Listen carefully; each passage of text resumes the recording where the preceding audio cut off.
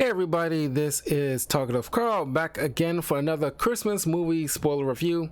Today I'll be covering a Lifetime movie because I like to throw in at least a couple of Lifetime Hallmark type of films in my reviews each year.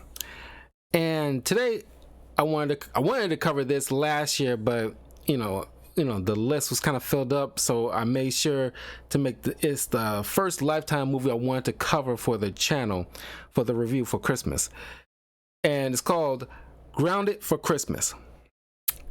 Written and directed by Aman Kader stars Juliana Gould as Nina, Corey Seaver as Brady, Cheryl Ladd as Susan, the mom, Ted Atherton, Bert as the Nina's parents,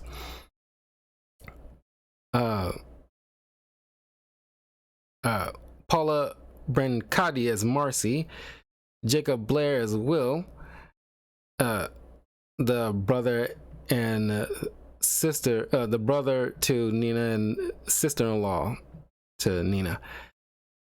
Tara Joshi as friend Tara, Troy Blundell as Ivan, the ex-boyfriend, and Aldrin Boondock as Jay, also friend to Nina. One second.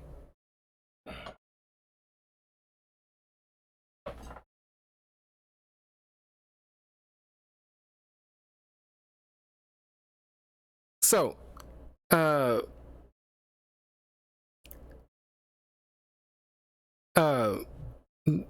Nina, Jay, Tara, and Brady all work for this airline. Brady and Nina are both pilots, while the others are, well, I don't even know if they want to be called stewardess anymore, but you know what I mean. Airline assistants or something like that. To help, get the passengers on board. I don't even know they even qualify for that. I mean, labeled as that at all. But you know what I mean. They help get people on board and announce the flights. And so Nina, who pretty much already understand where her mindset is at, because her parents call her up looking forward to seeing her for the Christmas part of this, this dance thing. It's kind of like the like those small town, it doesn't seem like they come from like an actual small town per se. Still just like a part of like a suburb more than anything. But anyway, they part this shindig that they hold every year, where it's kind of like those small towns have like the corn cob queen or something like that, and they make this big parade or shindig out of it. And that's what Nina's parents are part of, and it's kind of hoping to see Nina, because it's been 3 years since they last saw her around the Christmas holiday. But she mentions how like she gotta work and stuff, and people scrambling to get the time off, and for the holidays, and she never got the chance to. I'm surprised that the parents didn't immediately catch on to this bold-faced freaking lie. But she just hesitant on going back home for personal, I don't want to just throw out this word, but it's pretty much trauma from what happened to her ex-boyfriend, who you later know that dumped her for honestly idiotic story reasons. But she, for 3 years, she and her friend from work made this kind of like a thing where they all go on vacation together around the holidays to get out of that hustle and bustle of that noise. And each year they choose which place they choose to go. Uh, uh, this year they're supposed to be going to Turks and Caicos. But earlier in the film, you see on like a news report, like, hey, like there's a winter storm a brewing, but she doesn't pay attention to it because she's one of those people that are, because she immediately starts taking like a selfie for the gram pretty much while she's packing up. And this kind of helps with the story bits. Wait for it. So she heads on to work. She's going through TSA and everything like that, and she knows a guy, turn out to be Brady, takes what appears to be her carry-on, but he says like, "Yo, you must be mistaken because this is mine," and they just happen to have the exact same looking thing. And she says like, "No, you're mistaken because I know my carry-on like the back of my hand." And he's like, "Okay, if this is your carry-on, then I'll go ahead and hand it back to you. But if it's not, you'll give me your number." I like the smooth thing he did right there. But she wasn't, she didn't bite the bait. He pointed out that there is another carry-on that does look like it, and it actually is hers. But she acts like she's not charmed by the smooth, like way he's trying to like get her number. But her and a friend understand about like, certain male pilots. They like to, mess around. They got like, girlfriends in different states or countries, things like that. Really, very judgy and stereotyping, and dare I say a bit of misandry. But I can't say that that stereotype isn't rooted in some level of truth, because women like men in uniforms. He's a person of authority. Women are attracted to that. It's the same way with like a lot of sports players. It's like, their position of high status, and that kind of thing would tend to happen to single men. But Brady isn't like that. It comes to showing about how you shouldn't judge people just off rip. But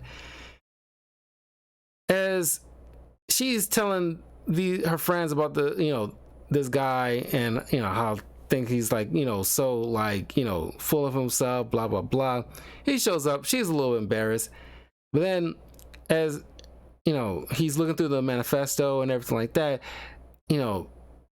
flights are being canceled left and right because of the incoming blizzard. So then she leaves out later on trying to find a cab. Brady, pulls up in a cab and offers her a ride. He's planning on, going to this hotel where his friend works so he can find like a nice, room to stay. And as they're sharing a ride, they notice certain things about each other.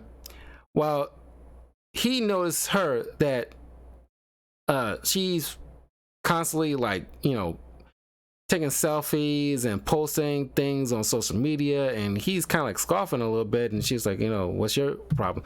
Well, it's like, you don't seem like you live in the moment. You just live for social media, and it seems like that your whole life is on there. And then she notices that he has this very kind of like old phone that's almost like a freaking brick at this point. But that, in my opinion, girls should take notice and things like that, because a guy who has like a phone that he's stuck with for years shows that he's the type of guy who likes something. He's a stability. When he likes something, he sticks with it. And that is like a mark of a quality dude that proves that, oh, this guy, because literally this is like a new phone. I had this for at least a few months at this point. And the previous phone I had for a good on 15 years, practically. And because like I didn't want to sit there and waste money on like a whole new phone, it's a whole thing. I just like, my phone was still doing its job. But one day, a few months ago, right as I was getting ready to leave from work, my phone was slipped on my hand. Yeah, the edges end up cracking, and it's pretty much the universe telling me like, okay, now it's time. I pretty much have to get myself a whole new phone. So hopefully I'll have this for a good 15 years before I even decide, or dare I say, the universe forces me to get a whole new phone altogether again. But he offers her, to, because she initially was planning on going to a vacation. Now all that got, kind of screwed up. So he offers to like, dinner and stuff like that. And she thinking he's still hitting on her. He was like, no, this is, just a friend thing. And, just figure you hungry, I'll pay, for us to have like a nice dinner. She declines. So when the cab pulls up in front of the hotel, he leaves, but he leaves his phone. She, tells the cab to wait on so she can go back and give him his phone. Turns out the guy he knows, because of the blizzard, the hotel's all booked up, so he can't like, get like that hookup that he was hoping for. Then she, offers to bring him to her parents' place, because I guess it's like way too far to go all the way to her home, and the weather's getting like, just worse. And that's just kind of like, the closest one that they can get to. So as they get dropped off in front of her parents' house, she knows that, oh, they're having like a big party. But then she notices her ex-boyfriend is there, because his parents are best friends with her parents. And she has to like, ask him a favor. It's like pretend to be her boyfriend, even though he's not cool with lying or anything like that. So just to help her out, he thinking, okay, probably just be like a day, because they think like, oh, the snow is gonna probably let up in a within like a day or so. So they go inside, and she introduces everybody as her boyfriend. And everybody say hi to him. Everybody's shocked. They couldn't believe that, oh, like, you had his boyfriend this whole time. Oh, it's just recently. And of course, this clearly butthurt ex-boyfriend comes waltzing on over. It's like, oh yeah, it's like, clearly he's like, like, it's great to see you again. It's, blah blah blah blah. But she points out to Brady, like, look, you do me this favor, I'll do you a solid. So then in the most awkward thing ever, because it's like, like, I don't know, they didn't know, but it's just the fact that you're taking this big family photo together and Brady has to be amongst them, and it's kind of awkward. But she gets that, and she could not help herself but post it, and he like, what you doing? It's like, did you post that? Like, oh yeah, sorry, it's a force of habit. So now, people that she knows outside of her family, like her friend Tara, seeing this, it's like, oh my god, what is Brady doing there? Are you like, hooking up with him and blah blah blah? It's like, no, it's like, he's doing me a solid. Woo woo. So playing this, charade, they go out, to like the, coffee shop, he tells her how he longed, because he's mentioned to her and and her parents about how like he was like a child of military father. They his parents died when he was young, but they often have to move from base to base to base, so he didn't have really no stability. So he couldn't really have like a nice small town home roots to lay claim to. So he tells her in this coffee shop how, like, you know, how good she has it, because like, man, like I wish I could have like a nice little you know, nice white Christmas, you know, amongst like a large family and everything like that. Which, because his wanting of that makes her appreciate a little bit more to what she had, that she kind of let fall by the wayside over, all because of some bitter resentment towards the ex that still kind of lingers around a bit.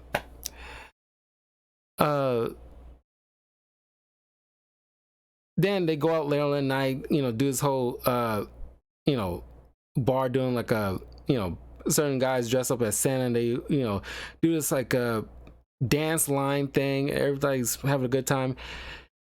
And as soon as I got back, he tells her, like, look, I want in return of me doing this, I want you to post on your social media how good of a guy I am, because you guys immediately judged me before you got to know me. That wasn't cool.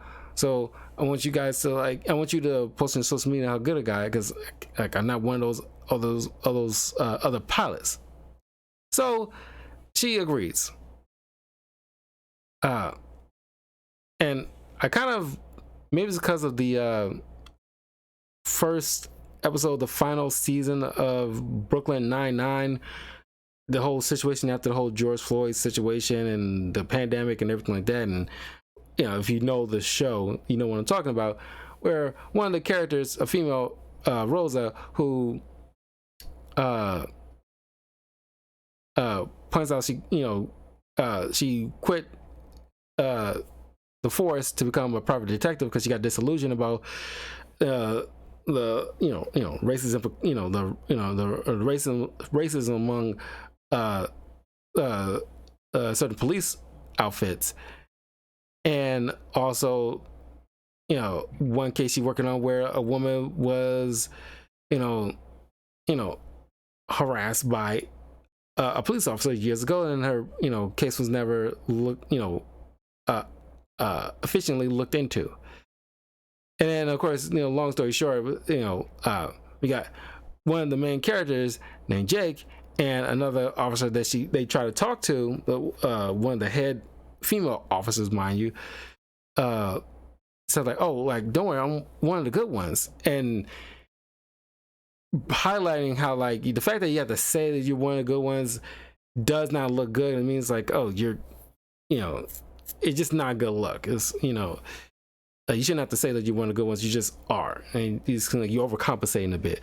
And that's where, like, I get like that kind of, I try to avoid feeling that way. Is like that knee-jerk reaction, like, oh, just the fact that you have to say, you know, you one of the good ones. It's like, it's a line. I don't want to read too much into it. It's not like I expressed that because it was top of mind once I heard that line. And I watched this movie at least a few times.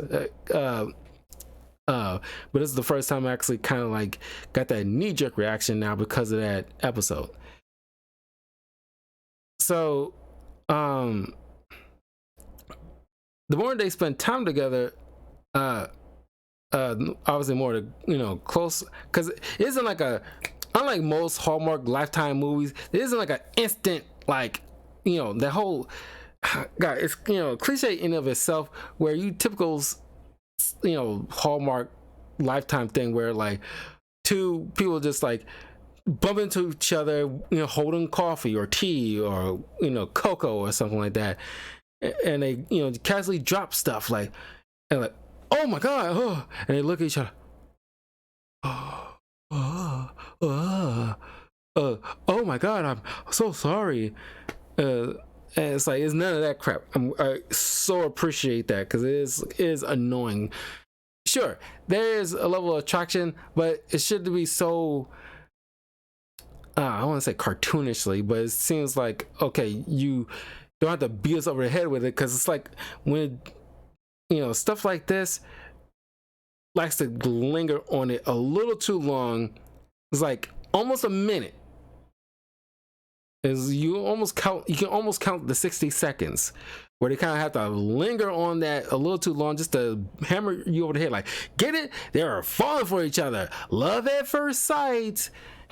And I think we need to debunk the whole love at first sight crap, because it's like, it's very rare you actually get that kind of thing. I'm not saying it doesn't exist, but it's like there's probably lust at first sight, because because we are visual creatures, especially guys, and we see a woman, like, yeah, she's attractive.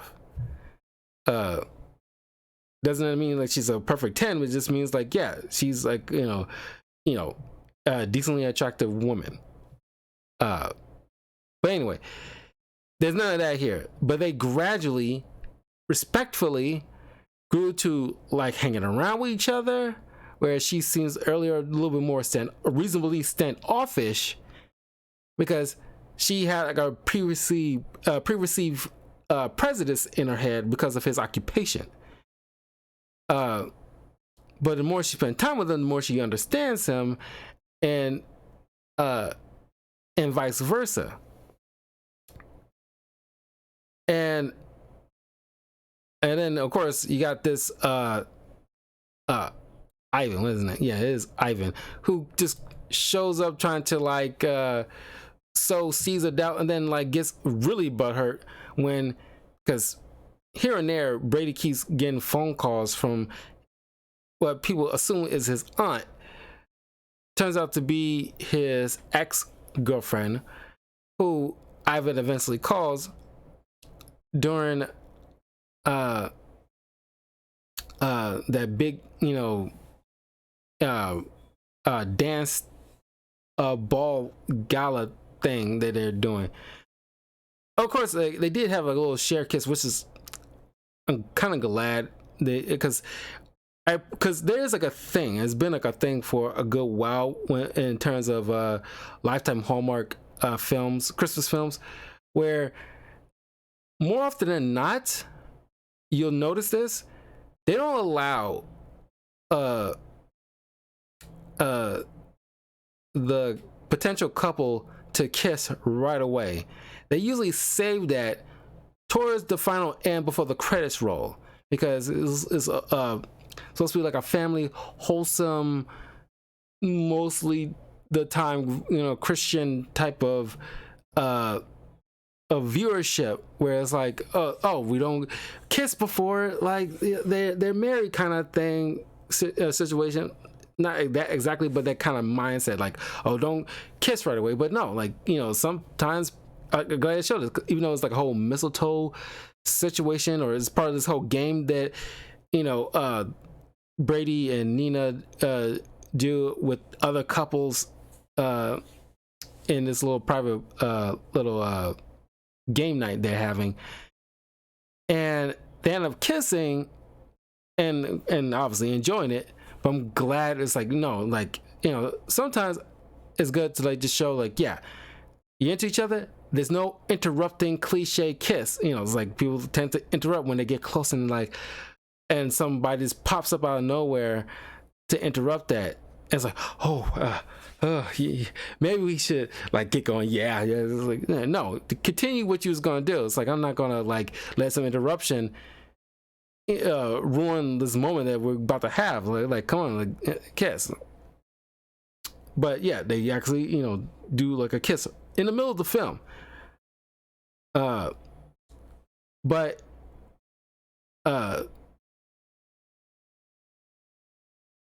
But then during the night of this gala thing, Ivan, because he's such a butthurt dude, because Nina explains to Brady the day they were setting up for the gala that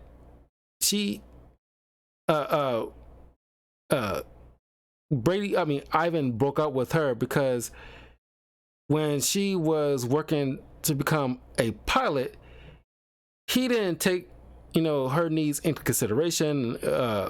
He wanted her to give up her dream in order to be with him. He got, jealous and then ended up hooking up with some other woman and broke it off with her. Because, I mean, there are guys like that, but not many. Because, sure, there are guys who would prefer a woman to prioritize, like, a potential husband and possible future family over some kind of, career. But, more often than not, a guy would be more than happy for a woman to have like a decent career.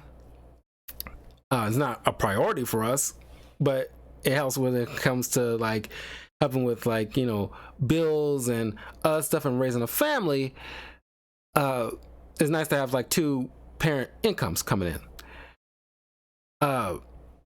Painting people do it all the time, but it didn't jive well with him. He probably should have known that. I guess he expect her to, just willingly give that up this whole doggone time, but she didn't. He got butthurt. Now, after breaking up with her, he sees her with another dude. He gets all jealous. Then somehow he ends up figuring out. It wasn't even explained how he did it. Really, he found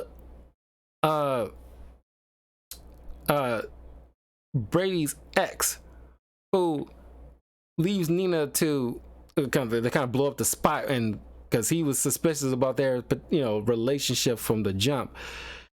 But the jig is up. They all know like, oh, this relationship wasn't real, and mostly those liar reveal things get kind of annoying. But this seems a little bit more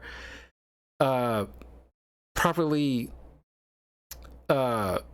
worked on. There's at least gone through at least quite a few drafts, because light reveals tend to be clunky as hell. But this seems to make sense because she has she has like a fear going back home because she doesn't want to face her ex, especially alone, when she thought he was with somebody, but they end up, it turns out, he and that girl broke it off. Even though he cheated on Nina for this chick, so it's kind of comeuppance. So now, seeing that he's alone and she comes in with a new potential boo, now he's like, trying to sabotage it. So he finds this girl, and of course Nina thinking like, oh, he is like those type of dudes. And this, some might say, this still one of those kind of like forced conflicts, third act breakup stuff.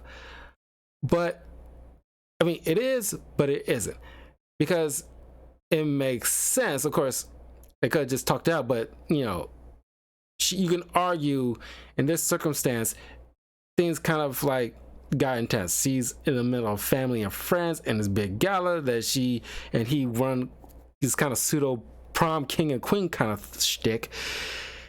But then things get, like close between these two.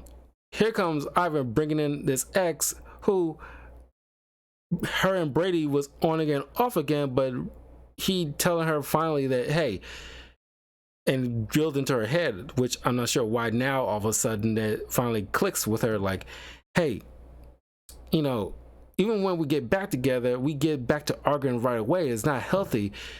We just, we're just not good together. But Nina is a little hurt because she felt embarrassed and felt like, oh, she immediately thinks, oh, you are just like one of those pilots, and I fell for it. And on top of that, you embarrassed me in front of like all my friends and family on top of that. So she ends up running off. And other times I would have argued, why don't you sit there and talk with this dude? But emotions are high at this point, and yeah, she just wanted to get out of this situation. So I grant this character this more so than any other type of character in other Hallmark and Lifetime films, where it seems like you have no excuse. You can actually have the time to breathe and talk with this person to explain things out. So thinking she's gonna go back to to work when the snow finally like officially kind of lets up, she comes to the realization that she actually cares for this person. She does care for Brady, and she, because of him, she come to appreciate the time she spent with her family that she's been putting off for too long, because of a fear or like past trauma with an ex-boyfriend who never really cared about the thing that she wants in life. Or at least there should be some mutual understanding that he wasn't putting in on his part of the relationship. So she goes back, spends some time with the family, and then the parents give her a surprise, and here is Brady next to the Christmas tree, apologizing. She apologizes too. They reconcile, and the movie ends with them being an official couple. So yeah, I mean, this is like a fun movie. I actually really appreciate it. When I do these movies, depending, one or two things were going to happen. Either I'm going to like it so much I have to talk about it, that kind of slightly breaks away the same old formula that you typically see in Lifetime Christmas Hallmark films, or they're so cartoonishly bad I have to talk about it. But yeah, this is one of those good ones that slightly breaks away from that formula, as I mentioned throughout the rundown. The actors are pretty good. Nobody's played, I think the parents are played like way too I won't say perfect, but it seems like very like too homey. It's like it's very suburbanites, like extremely suburbanites. They like they up in the morning, doing yoga, with Brady and stuff like that. It's like maybe they're morning people, but it's just like like I'm not getting up in the morning. Some do, but it's like, what are the odds? It's like they want to get up, crack a dawn to do yoga and all this other stuff. It just seems like too like perfect with our parents, and too understanding for their own good. There should be some level of like not chastising, but it's like sure, they're understandable, but they should be at least some level of a pushback, given the fact that she had lied for a few years. But it seems like way too understanding just to get give Nina too much of a lifeline, because she did lie to her parents for the past few years, because they really wanted to spend time with her, but she ducked and dodged every which way for a few years. That seems like something that they should like push back on at least slightly. But that is like a part of a glaring criticism I have. But yeah, that's pretty much Grounded for Christmas. It's fun. You can find it on Lifetime, the Lifetime channel. I will have a couple of more. Matter of fact, I think maybe this weekend I'll have a comic book Christmas movie, comic book Christmas review. It's relatively short. Is the Batman Noel. Earlier in my review, when I started to put up review videos for the channel, I was kind of I was doing like a learning period, and I did initially do one of my earliest comic book reviews for the Christmas holiday was Batman Noel, but I didn't really care for that. So now I'm doing like an update of a review for that, and mostly I want to reread that again. I have like a itching to read that again. I usually do that every other Christmas holiday, so I'm gonna reread that and then come back later this weekend to do a updated review of Batman Noel. I don't really do redos of certain reviews. It's very rare that that I've done that before. Even with video game walkthroughs, there's only like a few games I actually did walkthroughs, redo walkthroughs for those. Like I did that with Batman Arkham Origins and the Deadpool game, and I think the Chaotic, video game. That was like the only games I can remember off the top of my head that I actually did walkthroughs, because it was early on in my streaming career, and the microphone and setup, it was all new to me. I had to figure all that stuff out on my own. It was a bit of growing pains here. Now that I'm a little bit more not only relatively established, but I have like pretty decent equipment and know when I'm I got like a good handle on certain things to give proper videos. So look forward later on this weekend for Batman Noel review, as well as tomorrow I'll be doing like a live stream of the Video Game Awards, but it's around 6 p.m. Central Time. But then after that, I will be playing Overwatch 2, playing with Mauga, the Dwayne "The Rock" Johnson Maui character from Moana, pretty much. I'm looking forward to playing that character. And probably hop into a little bit of Diablo 4 that night. So look forward to that. Follow me in links in the description below. My youtube.com/talkativecarl, Twitch, Patreon, Twitter, Instagram. Links are in the description below. Share this with your friends and leave a comment below. Let me know, what Lifetime Christmas Hallmark movies you personally enjoy. I usually like watching these around this time, even though most of them are crappy. I like just poking fun at them because of a certain level of ridiculousness. But there's at least a couple of more to come for this month. I will see you all soon. The next 2 movie reviews will be next week, so look forward to those. And then the week after, it's going to be pretty light with work for me, so I have more time to actually put out a little bit extra movie reviews, so look forward to that. Anyway, I'll see you all soon. Have a great night. See you tomorrow.